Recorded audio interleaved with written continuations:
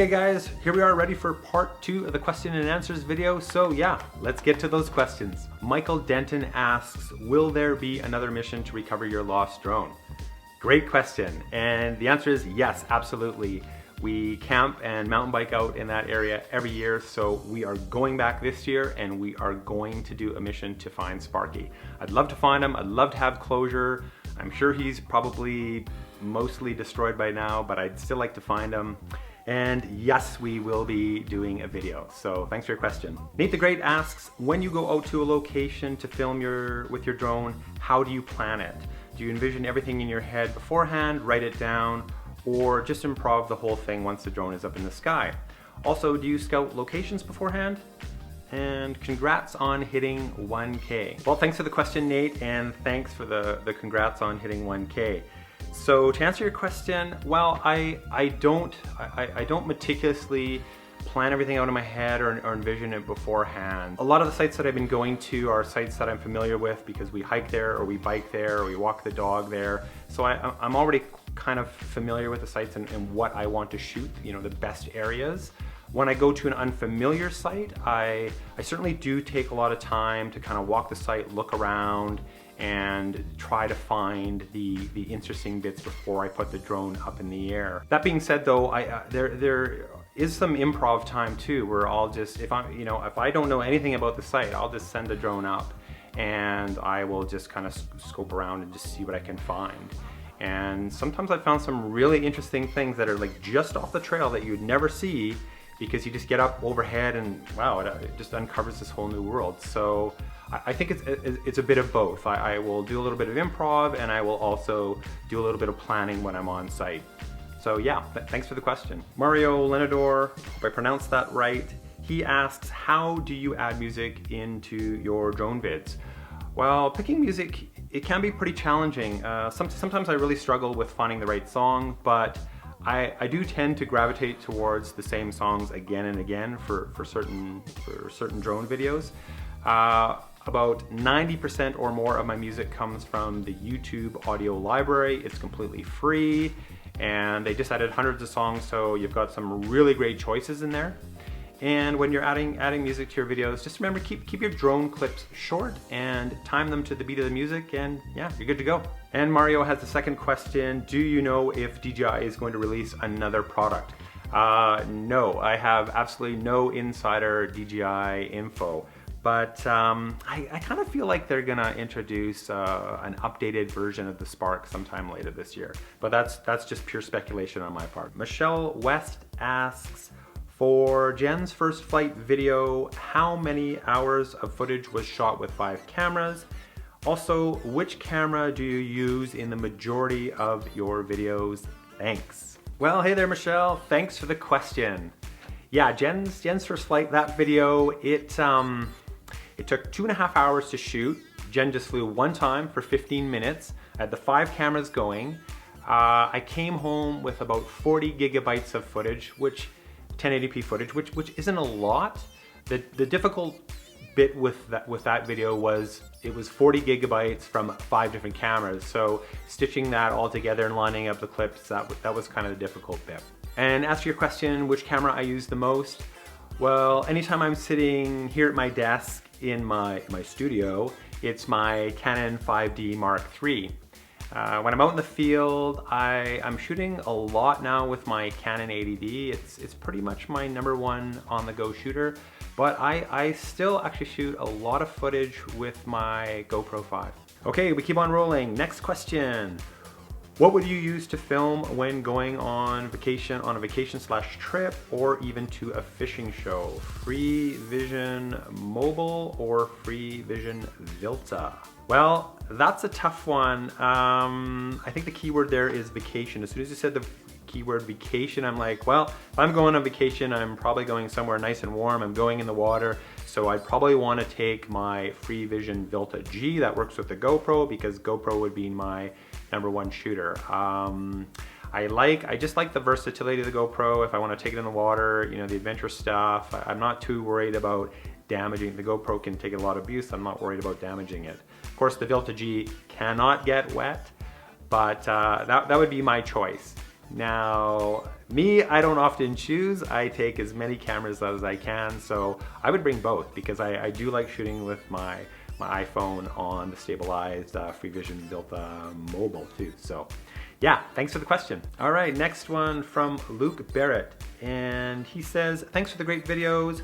I was just wondering what your opinions were on the new Canon M50. Well, for those of you that don't know, the Canon M50 is a new mirrorless Canon camera. It's one of the first Canon cameras at that price level to do 4K. So what are my opinions on that camera? Well, I read the specs on it. I watched a couple of, I guess, pre-reviews because it's not released yet. And I have to say that I'm kind of lukewarm on it. First off, I'm not doing any 4K, so 4K really doesn't have a big appeal to me. But what I did notice, what kind of stuck out to me on that camera was, well, there were a few things. The 4K, number one, it only does 4K at 24 frames per second, and I find that a bit limiting. At the very least, I'd want 60 frames per second for some slow-mo. Also, Canon's dual pixel autofocus system, which is in that camera, it does not work at 4K. It only works at 1080p. And trust me, that dual pixel autofocus is amazing. So yeah, I'm kind of disappointed that it doesn't work at the 4K level. Also with 1080p video, it only does up to 60 frames per second. And I think in, it's 2018, at least we should have, 120 frames per second or maybe even higher. So you can get some really nice slow-mo. That camera does not have it. So I think it's exciting that Canon has finally put 4K in a lower end, an affordable camera. But I think they still have some work to do. So if it was me, I'd probably just sit on the sidelines and see what else comes down the pipe in the next little bit. There are a lot of good 4K cameras out there on the market already that aren't Canon. So yeah, I'd probably just sit and wait and just see what happens. Okay, from Stephen Walker. Congrats, Steve. I enjoy your channel. Q&A question, what is your full-time job? I don't have a full-time job. I'm self-employed and I work as a photographer. So I work when I have work, and when I don't have work, I do YouTube videos. Canine Rescuer asks, what do you recommend for an external mic on a GoPro? Can you get a wireless lavalier style to work? Cheers, Brian. Well, thanks, Brian. Yes, it is possible to add a wired or a wireless lavalier style microphone to a GoPro. If you got a GoPro 5 or 6, first thing you need is that $70 adapter so you can have the 3.5 millimeter jack. I have a very simple and cheap lavalier microphone. It's a Aperture A.Lav mic, and it's in my gear list in the description of this video. And yeah, that will absolutely work with a GoPro. It is a wired mic. And there are definitely wireless lavs that will work with the GoPro, and there's like a million options out there. Just give it a Google, and a lot of people have already done all the hard work for you. Okay, Sebastian writes, hey, I'm new to your channel, but I enjoyed this video very much. I have a question for you though. Do you think the Mavic Pro is worth the price, or maybe I should look into the Mavic Air? Something I wanted to add to my filmmaking / travel / vlogging gear. Well, thanks for the question, Sebastian. Let me just put it this way. If I didn't have my Spark, I would absolutely be buying the Mavic Air. Size was really, really important. I wanted the smallest, most capable drone possible. And at the time, the Spark was it. Is the Mavic Pro worth the price? Hard to say. It really depends on your budget. But if it was me and I didn't have a drone, it would be the Mavic Air for sure. Okay, we have come to the end. The last question from Adventure Campitelli. And full disclosure, Adventure Campitelli is my buddy Marco, and him and his family, they started their YouTube channel. I think they started their YouTube channel in April, and he's been doing really well. He's been working really hard, and you should go check out his channel and give him a couple likes and a couple views. Anyhow, so Marco asks, can you talk about the editing part of your videos, specifically about audio control, color grading, lighting correction, and any cool tips to speed up the whole process? Okay, well, those are a lot of really big questions, so I'm just gonna kind of focus on the key points and try to be as brief as possible. Anyhow, so specifically about audio control, with my audio, I always try to capture the best quality audio that I can. But more importantly, I try to keep things consistent. So my volume level is usually peaking at about -12 to -6 decibels. Music sometimes can be a bit higher, but most importantly, I want to make sure that I'm not clipping anything around 0 decibels, and I want to keep it consistent throughout my videos.